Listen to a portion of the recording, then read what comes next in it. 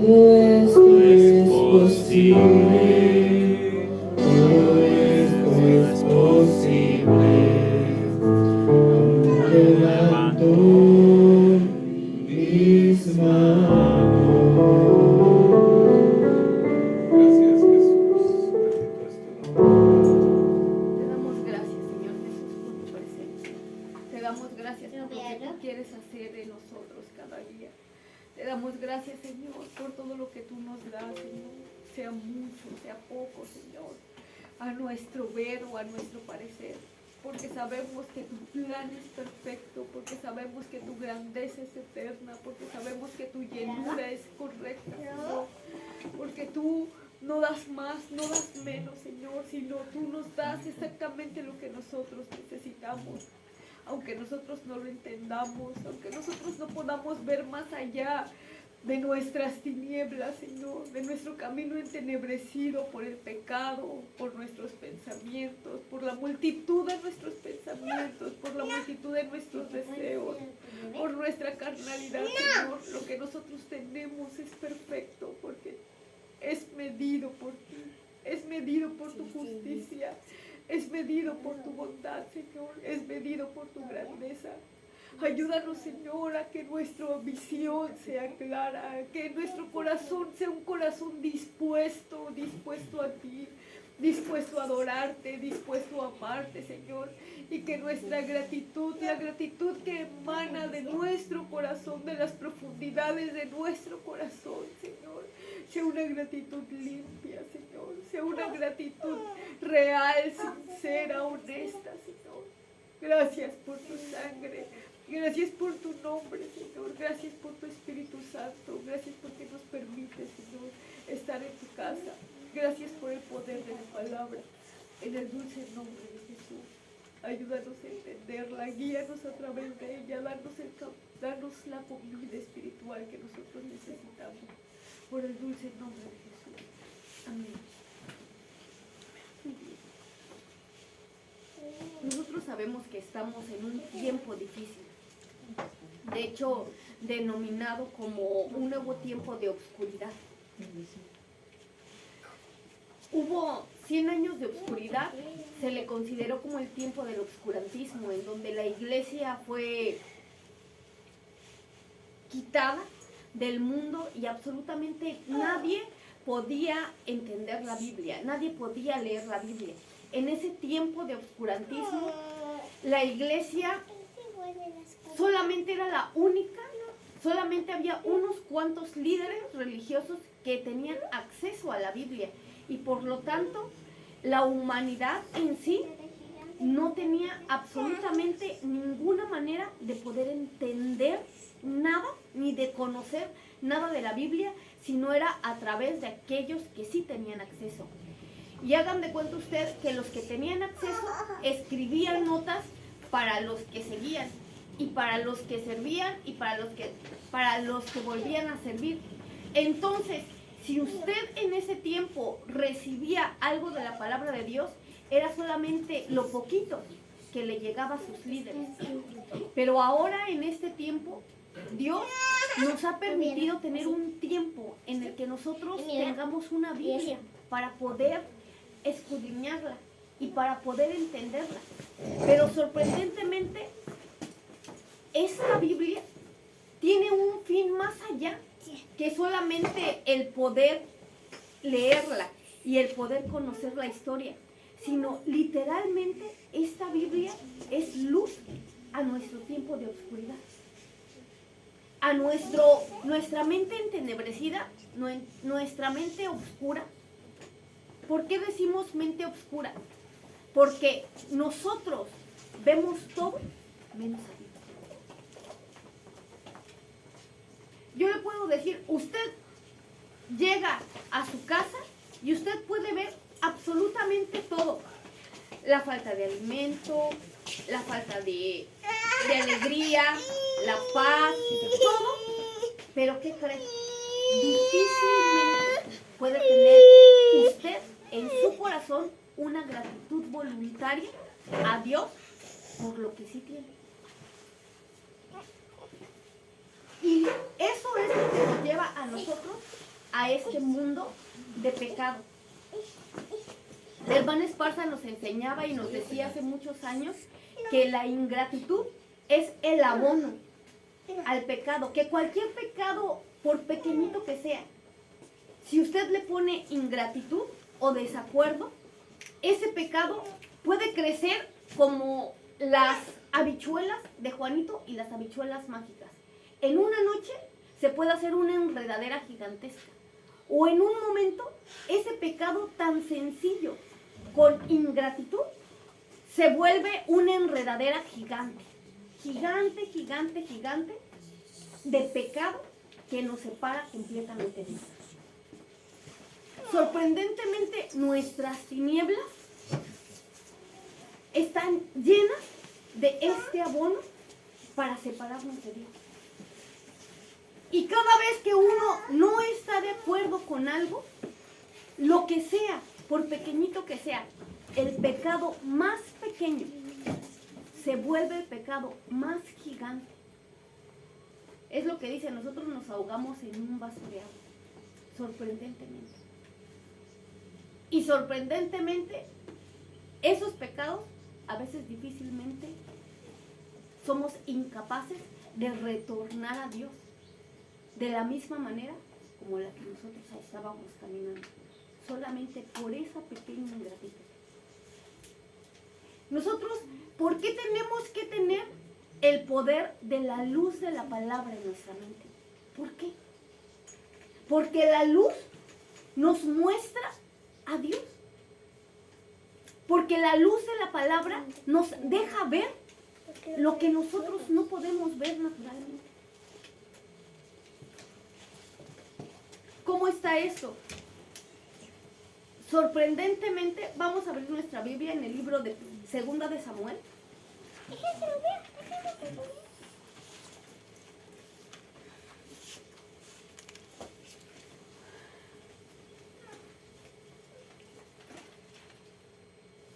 15, por favor.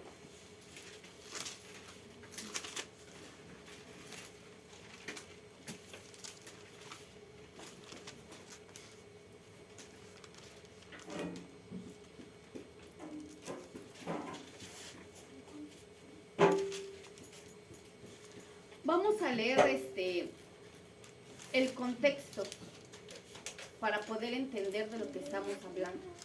¿Sí? Segunda de Samuel 15. Amén. Dice, voy a leer yo un verso. Voy a leer yo los primeros 5 versos y ustedes me ayudan con los siguientes. Ajá. Con los siguientes 5 versos y nos unimos en el verso 37. ¿Sí? Dice su palabra, la palabra de nuestro Señor dice así. Segunda de Samuel 15, ¿ya la tenemos? Amén. ¿Sí? Aconteció después de esto que Absalón se hizo de carros y caballos y 50 hombres que corriesen delante de él.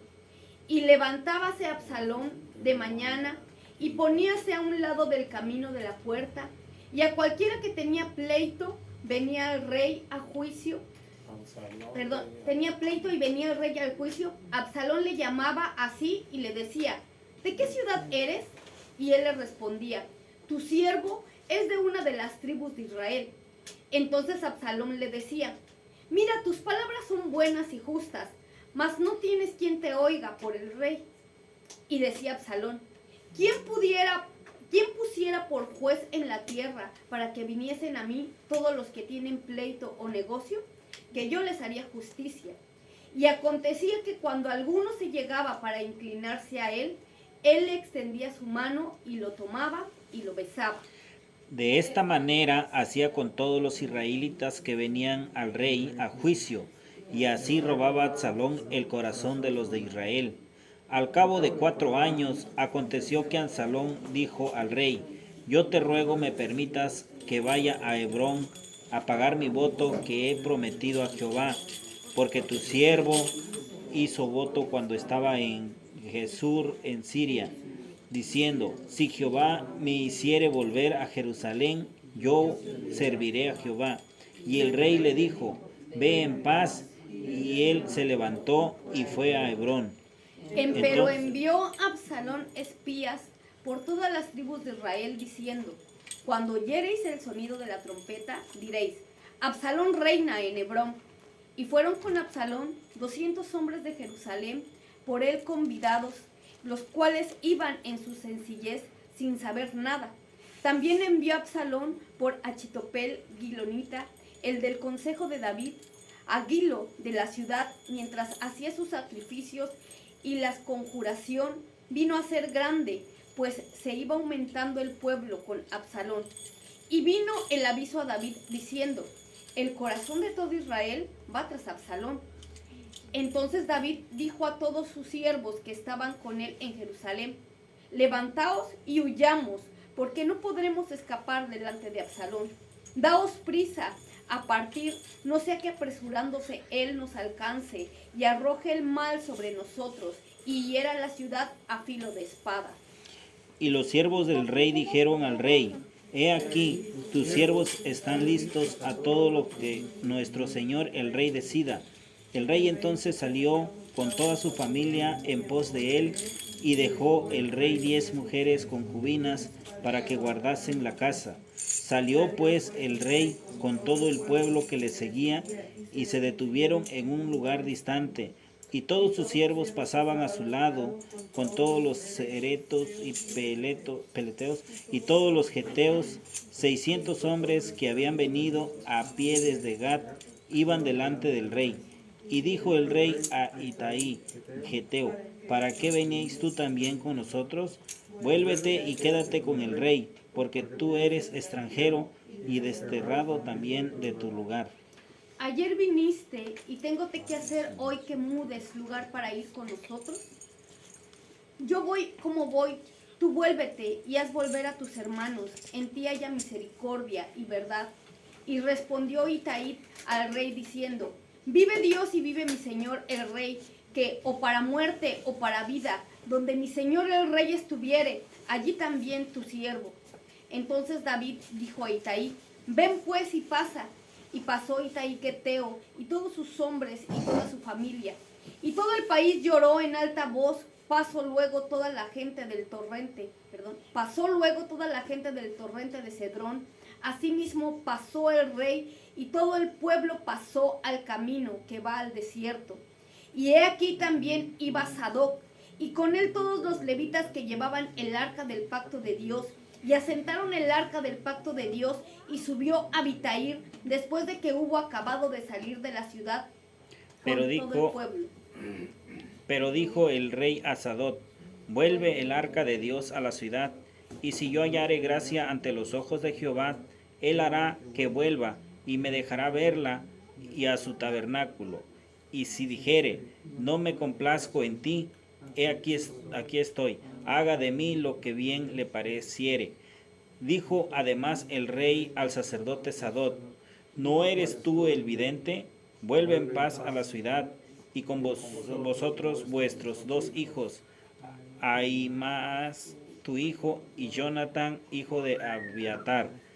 Mirad, yo me detendré en los vados del desierto, hasta que venga respuesta de vosotros que dé aviso. Entonces Sadot y Abiatar volvieron al arca de Dios a Jerusalén, y se quedaron allá. Y David subió a cuestas de las olivas, y subióla llorando, llevando la cabeza cubierta y los pies descalzos. También todo el pueblo que tenía consigo cubrió cada uno su cabeza, y subieron llorando, así como subían. Y dieron aviso a David, diciendo: Achitopel, que está entre los que conspiraron con Absalón. Entonces dijo David: entontece ahora, oh Jehová, el consejo de Achitopel. Y como David llegó a la cumbre del monte para adorar allí a Dios, he aquí Usaí Arachita, que le salió al encuentro, trayendo rota su ropa y tierra sobre su cabeza, y díjole David: si pasares conmigo, serme has de carga, mas si volvieres a la ciudad y dijeres a Absalón: rey, yo seré tu siervo, como hasta aquí he sido siervo de tu padre, así seré ahora siervo tuyo. entonces tú me disiparás el consejo de Achitofel. ¿No estarán ahí contigo los sacerdotes Sadot y Abiatar? Por tanto, todo lo que oyeres en la casa del rey, se lo comunicarás a los sacerdotes Sadot y Abiatar. Y aquí que están con ellos sus 2 hijos, Ahimaas el de Sadot y Jonathan el de Abiatar. Por medio de ellos me enviaréis aviso a todo lo que oyeres. Así vino Usai, amigo de David, a la ciudad, y Absalón entró en Jerusalén. Amén. Muy bien. ¿Por qué leemos todo el capítulo? Por si no han leído la Biblia en toda la semana, ya leímos un capítulo. Ajá. Y porque la palabra de Dios es vida en sí. Y es luz. Es luz.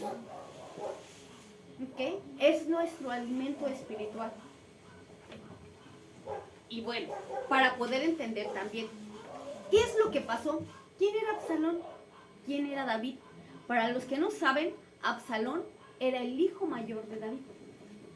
Y Absalón, durante 40 años, siendo el príncipe, dice que se paraba a la puerta de la ciudad y toda aquella persona que no podía llegar al consejo de David, porque David era el rey, entonces había mucha gente que se acercaba a pedir consejo o a pedir justicia. Pero todos aquellos a los que David no lograba escuchar, Absalón les decía, ¿no te escuchó? Si yo fuese el rey, yo te escucharía. Si yo fuese el rey, yo te ayudaría. Si yo fuese el rey, yo haría justicia. Y dice que así, él convenció los corazones del pueblo de Israel por 40 años. Cuando llega el momento, Absalón dice que se junta con 25 fuertes, muy fuertes, para poder arrebatarle el reino a David. Algo sorprendente que nosotros vemos es que David, ¿qué es lo que hace? Es sorprendente saber el canto. Saúl mató a 1000. Y David a 10,000. David no era cualquier persona. David era un hombre de guerra.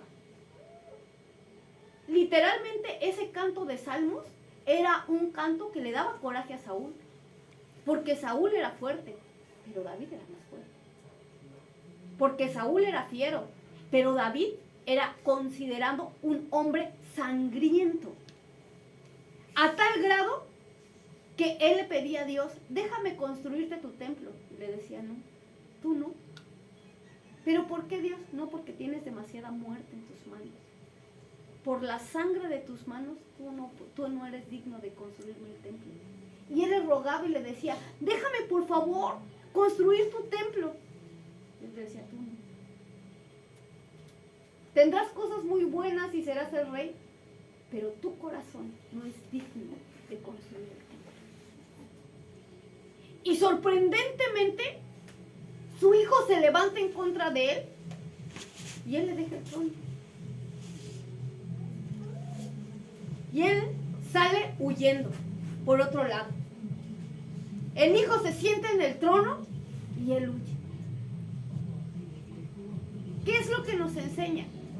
Justamente nos enseña una actitud que el Señor quiere con nosotros. Y eso se conoce como dependencia de Él. Para nosotros como cristianos es muy común ser cristianos, decirnos cristianos. Pero comúnmente somos cristianos favoritistas.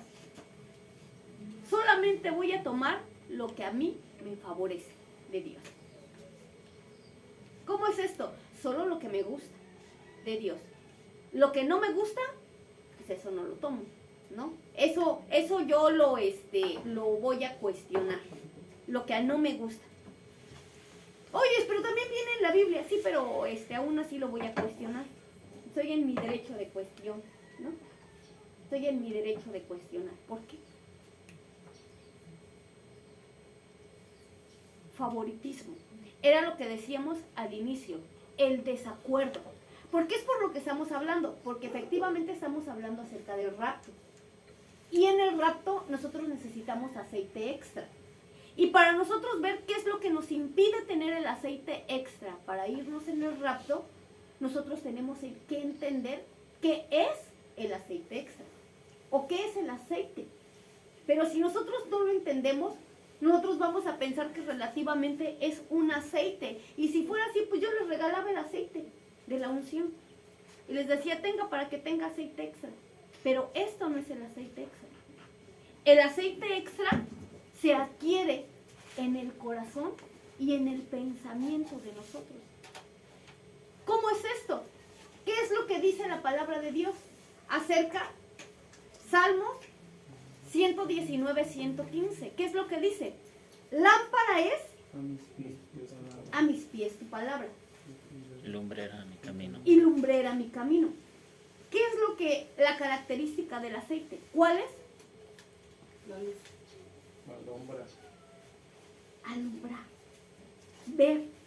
Cuando nosotros hablamos acerca de una mente entenebrecida, de que nosotros tenemos una mente que está en tinieblas, nosotros nos damos cuenta que no tenemos aceite. Que carecemos de luz. Luz espiritual. Ustedes a lo mejor lo pueden entender en otros aspectos. Por ejemplo, el ocultismo habla acerca que hay gente que son seres de luz. Y cuando usted platica con un ocultista, él les dice, es que ellos tienen claro su camino.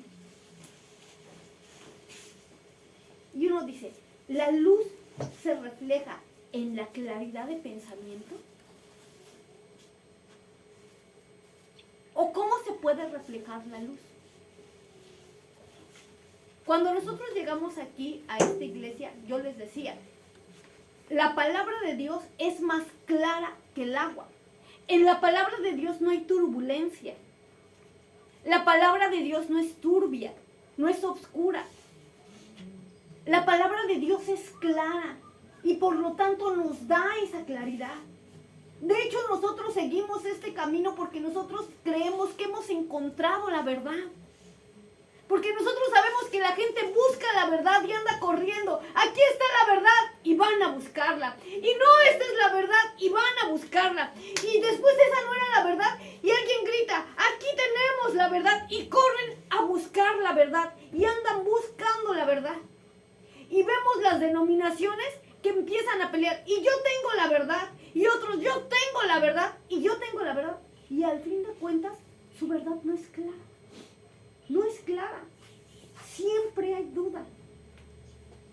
¿Y cómo nosotros nos podemos atrever a decir que hemos encontrado la verdad? ¿Por qué nosotros decimos que hemos encontrado la verdad? ¿Se nos ha ocurrido? ¿Alguien nos lo dijo? ¿Nosotros lo sentimos? ¿Por qué nosotros tenemos la verdad? Porque tenemos al Señor Jesucristo. Y el Señor Jesús dijo, yo soy el camino, La verdad y la vida. palabra de Dios clara. Si usted tiene a Jesús, usted tiene la verdad, porque Jesús es el camino, es la verdad y es la vida. Pero ¿qué es lo que se tiene que hacer en esta vida? ¿Venir y buscar una iglesia? ¿La iglesia es la verdad? Venir y buscar un pastor, a lo mejor él tiene la verdad. O una pastora, a lo mejor él tiene la verdad. No, venir a buscar y encontrar a Jesucristo. Y tú encontrando a Jesucristo, tú vas a encontrar la verdad. La verdad. Cuando tú encuentras la verdad, la vida, y encuentras el camino, tú encuentras el camino, la verdad y la vida, ¿a quién? A Dios. Nosotros sabemos que no hay otro nombre dado a los hombres en el que nosotros podemos ser salvos. Si yo no tengo a Jesucristo, yo no puedo llegar a Dios. Simplemente. Si yo no tengo a Jesucristo, yo no tengo vida, yo no tengo verdad y no tengo un camino. Cuando yo encuentro a Jesucristo, entonces yo encuentro el camino, encuentro la verdad y encuentro la vida. Y empiezo a tener experiencias. Mi camino es marcado para yo poder llegar a Dios. ¿Pero qué creen? Para poder seguir ese camino, yo necesito luz. Ok, mi camino es llegar a Dios. Pero en este proceso de camino hay tinieblas. En este proceso de camino no es claro. Algunas veces ustedes se han sentido en tinieblas que han dicho, yo no sé qué es lo que está pasando en mi vida. O yo no entiendo mis situaciones. O yo no entiendo por qué me siento así. O por qué me deprimo, por qué me enojo, por qué me alegro. Yo no entiendo por qué vivo en esta vida. Ok, esas son las tinieblas. Todos tenemos tinieblas. Todos. Algunos más densas que otros. Es sorprendente que usted llegue a un manicomio o a un lugar, a un psiquiátrico, y usted ve a la gente llena de tinieblas. Literal. Las tinieblas en su cabeza los mantienen en un abismo. La confusión en su cabeza los mantiene sin sus pies en el suelo. Pero cuando usted logra hablarles del camino, de la verdad y la vida, y llega un resplandor a su vida, por un momento, ellos logran pisar el piso y logran entender la razón del por qué están viviendo. A eso nosotros le llamamos conexión con Dios. Logran conectar con Dios. Llega un momento que en la oscuridad ellos logran conectar. Pero esta conexión, a causa de las tinieblas, puede ser o una conexión muy frágil o una conexión intensa.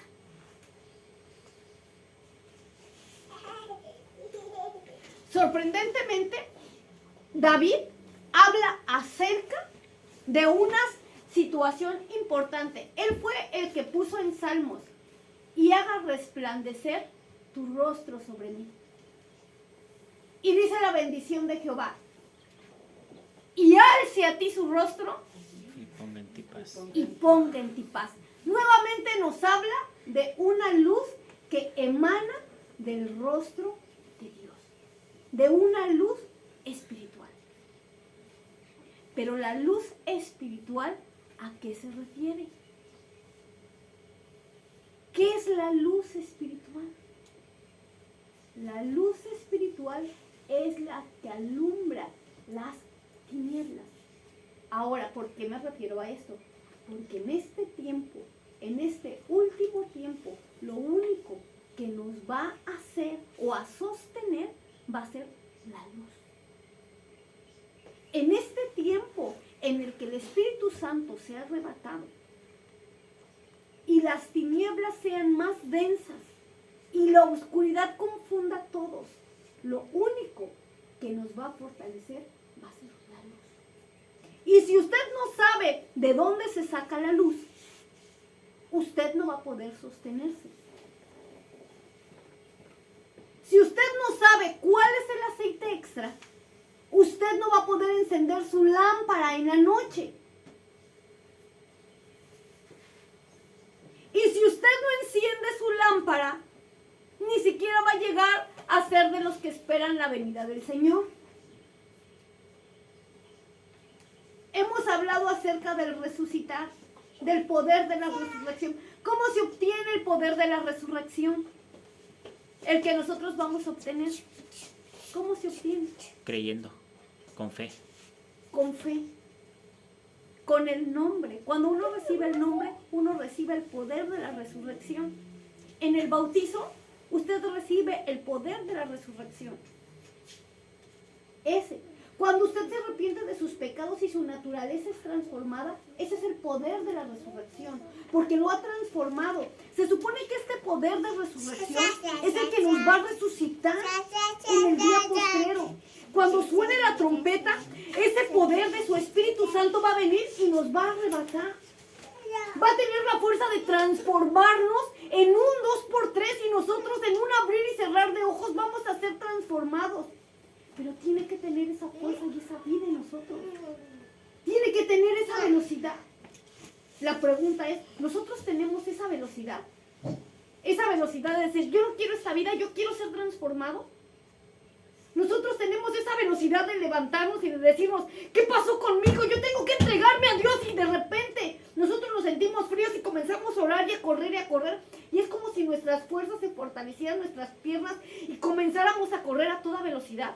Como si nuestros brazos tuvieran fuerzas y comenzáramos de veras a cabalgar lejos. ¿Tenemos esa velocidad? ¿Tenemos esa fuerza? ¿O esperamos que alguien nos empuje? Y que nos diga, hermano, échele ganas. Hermano, apresúrese. Hermano, usted puede. Y en lo que usted se estira, se levanta. Y usted empieza a decir, ay, pues yo creo que sí le voy a echar ganas. ¿Usted cree que con esa velocidad usted va a resucitar? Por supuesto que no. Porque no tiene la habilidad del cambio. Porque no tiene la fuerza de la transformación. Porque no tiene la autoridad sobre su voluntad de decir, tú me obedeces a mí, yo no te obedezco a ti. Porque tú y yo estamos sujetos al Señor. Esto era lo que David estaba enseñando en 2 de Samuel 15. Exactamente lo que estaba enseñando. Una frase icónica de David es que él dice, si el Señor me regresa, ahorita Él me está sacando, si el Señor le place regresarme, yo voy a regresar. Y si el Señor no me deja regresar, que se haga lo que Él quiera. Una dependencia total de Dios. Pero el confiar en Dios de esta manera no es fácil. El confiar en Dios se requiere de habilidad. Porque para usted confiar en Dios necesita tener luz en los ojos, luz espiritual. Sus tinieblas necesitan estar dispersas. Usted literalmente necesita alejar las tinieblas de usted. Aleluya. Y comenzar a ver la luz y decir, no quiero, necesito ver a Dios. Literalmente. Literalmente necesita tener la fuerza de hacer un lado lo que le estorba y ver la luz. Sorprendentemente, David tenía la luz. Él sabía que su hijo le estaba quitando el trono, que su hijo lo estaba menospreciando a él como rey y le estaba quitando el trono. Pero él confiaba en Dios. Y él aprendió esta confianza desde que era muy pequeño. Él era fuerte en esta confianza. Tanto que sorprendentemente él llegó con Saúl siendo un muchacho de aproximadamente 15 años. Y le dijo, yo voy a pelear en contra de Goliat. Y le dice, pero tú eres un niño. Nunca en tu vida has agarrado una espada. Él es un hombre de guerra desde muy joven. Nunca lo vas a poder vencer. Y él le dice, es que mi Dios va conmigo. Porque allá en el cerro, cuando yo cuido las ovejas, cuando estoy solo, cuando nadie me ve, cuando no hay nadie que vaya a auxiliarme, Dios me ayuda. Me ha librado de la boca del oso, me ha librado de la boca del león, allá en mi soledad. Y aquí, no será ahí. Amén, aleluya. Y aquí no será la excepción. Aquí me va a librar nuevamente. La confianza en su soledad. Donde nadie lo ve. Donde nadie sabe lo que él pasa. Él había generado esa fuerza en sus manos, esa fuerza en sus pies. De decir, yo confío en él porque lo ha hecho antes. Porque antes lo hizo, ahora lo hará. Y esa confianza fue la que le dio la fuerza para poder derrotar a Goliat. Y de pararse delante de él y decir, ¿quién es este incircunciso que se atreve a amedrentar al ejército del Dios viviente, siendo que él ni siquiera era soldado? David confió completamente desde su juventud, desde que era un joven, por la luz que el Señor había mostrado. Porque él en oración veía su rostro. Porque cuando estaba solo allá detrás de la majada, donde nadie lo quería, donde lo hacían a un lado, cuando él estaba allí escondido, él platicaba con Dios. Platicaba con Dios. Le cantaba salmos que él se imaginaba, platicando con él. Y su rostro, la luz del rostro de Dios, era sobre David. Él podía ver su rostro. David podía ver a Dios. La luz de Dios lo llenaba. Entonces sus tinieblas no eran como las de todo el mundo. Porque cuando estaba la guerra y ese incircunciso, ese hombre de guerra se paraba y les decía, ustedes malditos cobardes, a ver, uno de ustedes levántense a pelear conmigo. Cobardes, ustedes y su Dios no sirven para nada. Todos corrían, tenían miedo y decían, ay no, es que ese hombre es muy fuerte, es que ese hombre nos va a derrotar, es que ese hombre es un gigante, ahora sí nos va a destruir, y tenían miedo y todos estaban entenebrecidos. Y cuando David llega con la luz de Dios en el rostro y la lámpara alumbraba su camino, él dice, no. A ver, y comenzó a preguntar, ¿quién va a ir a pelear? ¿Por qué dejan que les hable así? ¿Por qué dejan que ofendan a Dios? ¿Quién va a ir a pelear? Y cuando vio que nadie quería, entonces él dice, yo voy. Cuando salga a retar, yo voy. Nadie quiere, yo voy. Y los hermanos, la palabra de Dios dice que se enojaron con él. Y le decían, ya vete para la casa, vete para la casa. O sea, ¿qué haces aquí? ¿Qué haces aquí? Y él le decía, mi papá me mandó a ver cómo estaban ustedes. Le decían, vete para la casa, ¿qué estás haciendo?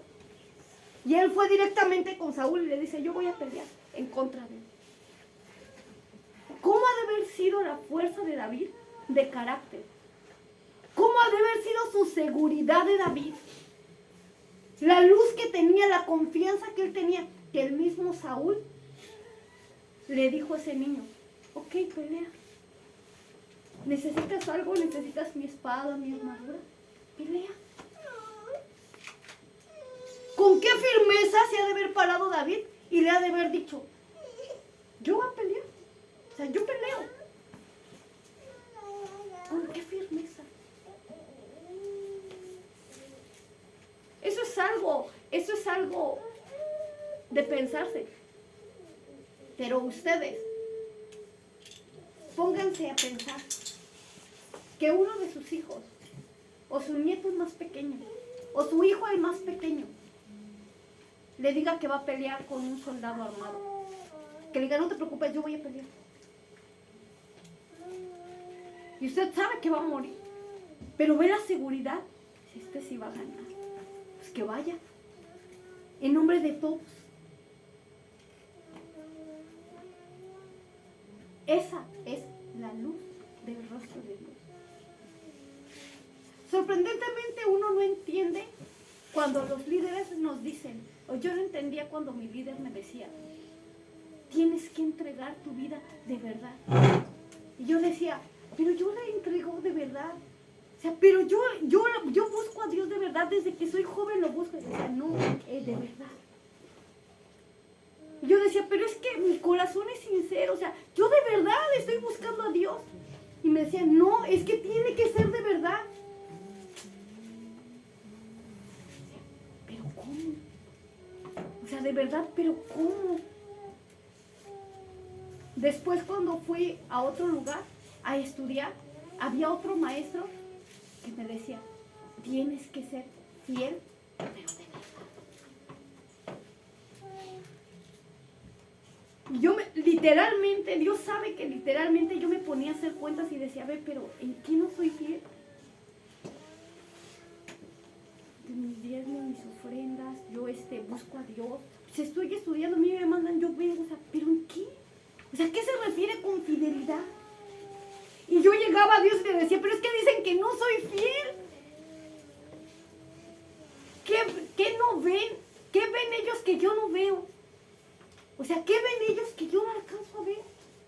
O sea, ¿qué fidelidad se refiere? ¿A qué fidelidad? ¿A qué fidelidad? Yo decía, pues yo soy fiel lo más que puedo. Pero sin embargo la voz de Dios era, no, no eres fiel. Necesitas ser más fiel. Necesitas afirmarte. Necesitas ser firme. Sorprendentemente, en ese tiempo yo leí el libro de Mateo, Marcos, Lucas y Juan. Estaba leyendo la Biblia, era una de las veces que yo dije, voy a terminar de leer la Biblia. Y leí Mateo, Marcos, Lucas y Juan. Cuando estaba leyendo el libro de Mateo, estaba en el Sermón del Monte y comencé a hacer cuentas en mi vida. Bienaventurados los que sufren. Bueno, yo no he sufrido mucho. Bienaventurados los que lloran, porque ellos se recogen. Cuando empieza a decir cómo eran los fariseos y cómo eran los cristianos.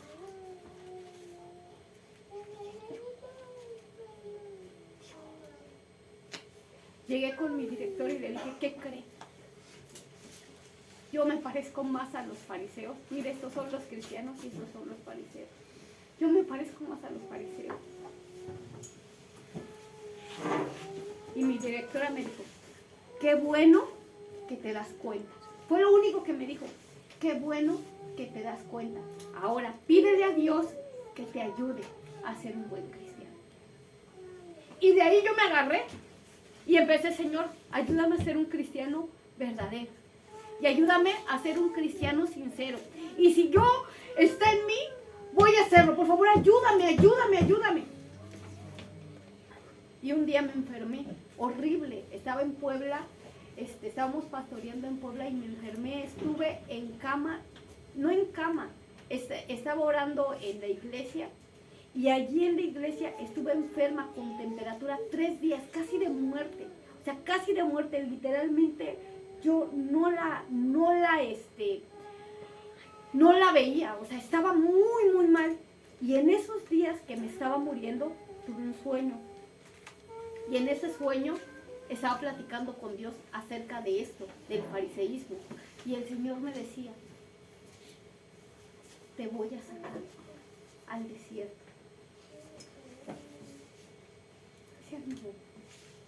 Y me mostraba un camino largo. Me decía, te voy a sacar porque te voy a hacer fiel. Y yo me acuerdo que yo veía a Dios y lo agarraba literalmente de su mano y le decía, no me saques, no me saques, es que mira, me da mucho miedo, ya viste, no se ve nada. Y me decía, vas a salir, pero vas a confiar en mí. Y yo, Señor, tengo miedo, solo vas a confiar. Literalmente me mostró todo el camino que iba a pasar, cómo llegaba hasta el final del desierto y cómo regresaba. Y antes de llegar, yo veía el punto de mi juicio. O sea, ya estaba, incluso recuerdo mucho la hora nona, recuerdo todos los lugares en donde iba a pasar, pero ese último lugar, yo me acuerdo que me topaba con la cruz del Calvario. Y llegando al último lugar, en el desierto, yo decía, pues ya llegó mi tiempo de juicio, yo decía, pues voy a morir ya. Y ahí, antes de yo poder subir a la cruz, o de poder subir unos escalones que eran para subir a la cruz, se volteaba el Señor y me decía, no, hasta aquí. O sea, ya no tienes que morir. Yo voy a morir por ti. O sea, tú hasta aquí. De aquí regrésate. Ya regrésate. Y yo volteaba y era una pendiente. Y bajaba. Fue cuando salí de la iglesia. Y Él me llevó al desierto. Yo recuerdo que cuando llegué a ese lugar, yo sentía que ya no. Me acuerdo mucho, escucho mucho el canto de Marcos Vidal, el de la oveja perdida, en donde dice yo había jurado que ya no iba a volver a verte, que ya no quería platicar contigo, Dios. Yo había llegado a ese grado de que yo decía, Dios, ¿sabes qué? Tú por tu lado y yo por el mío. Ni yo voy a molestar a la gente diciéndoles de ti, ni quiero que tú me busques a mí. O sea, yo nada, Señor, nada. Yo no serví para servirte, yo no serví para ser cristiano. Tú por tu lado, yo por el mío. Nos hacemos un lado.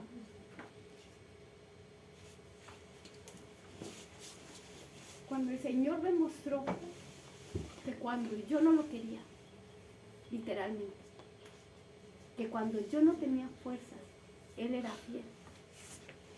Él seguía siendo fiel. Y que la fidelidad dependía de su amor, no del mío. De que Él me amaba. Cuando la fidelidad dependía de que Él era fiel, yo entendí. Yo entendí que Él me amaba. Él me amaba. Y cuando yo iba a morir, estaba muerta, estaba muerta, estaba muerta. Yo iba a morir. Fue sorprendente porque los doctores decían, es que ya no hay, o sea, llegaste demasiado tarde.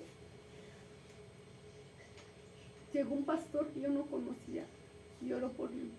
Me dijo, vas a salir de aquí para levantar el nombre de Dios.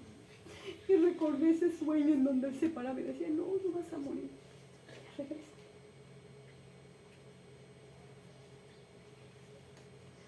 Cuando llegué, entendí y dije, entiendo lo que es la fidelidad. Entiendo lo que es la fidelidad. Tú eres fiel. Solo tengo que ver tu rostro y tu rostro me va a hacer ver el camino.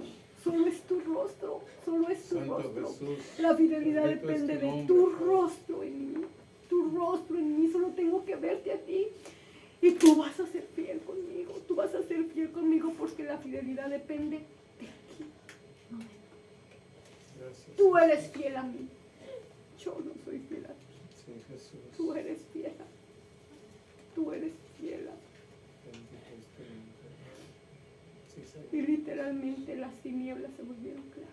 Santo, santo, santo. Tan claras que hasta hoy la claridad es como el agua. Si tú tienes una conexión con Dios, vas a poder entender lo que es la fidelidad. Porque el Señor nos quiere reales, no quiere una parte de nosotros. Él nos quiere realmente. Él quiere la sinceridad de nuestro corazón. Él no nos quiere solamente cuando nos sentimos bien o cuando estamos contentos o cuando todo parece marchar bien. Cualquiera puede darle gracias a Dios cuando todo le va bien, cualquiera. Pero solamente los que quieren ser fieles le pueden dar gracias cuando todo va mal. Los que tienen la luz de la palabra de Dios. Solamente los que tienen la luz del rostro de Dios. ¿Por qué dije de la palabra? ¿Me equivoqué? No. Porque el rostro de Dios se ve en su palabra. Porque el rostro de Dios es su naturaleza, es su forma de ser, es como es Él. Cuando tú ves el rostro de alguien, tú te puedes dar cuenta de cómo es la persona. Cuando tú ves su rostro, cuando ves sus ojos, te puedes dar cuenta cómo es su naturaleza. Cuando tú lees la palabra de Dios y te describe cómo es Dios, tú puedes ver su rostro. Santo Jesús, aleluya. Y te das cuenta y dices, no, Él no puede ser así, Él no es así. Bendito es tu nombre, ¿Por qué? Jesús. Porque yo conozco su rostro. Yo conozco su rostro. Gracias, Jesús. Y cuando alguien llega y juzga y dice, te vas a ir al infierno, tú le dices, ¿por qué no quiero la caña cascada? Él no apaga el pabilo que humea. Él no se cansa, no se cansa. No, Él no es así. Él no es así. Porque Santo, aleluya, Jesús. yo conozco su rostro, Gracias, Padre. yo conozco su paciencia, conozco su misericordia. Gracias, Jesús. ¿Cómo no se puede ver a Dios? Sí se puede ver. Naturaleza, Su Señor, palabra. es como la misma, Padre. En tu soledad. Allá en donde no hay nadie contigo. Bendito eres. Allá en donde está solamente tu hielo. Bendito eres. Cuando te sientes solo. Cuando te sientes Santificado triste. es tu nombre. Cuando sientes que no formas Bendito parte de esta eres, tierra. Señor Jesús, gracias. Cuando sientes que nadie te contesta o que no te contesta. Ahí es en donde tú puedes conocer al Señor realmente como Él es. Ahí es en donde David lo conoció. Ahí es donde todos los héroes de la fe lo han conocido. Cuando están solos, solamente ellos y Él. Solamente. Santo. Cierra tus ojos.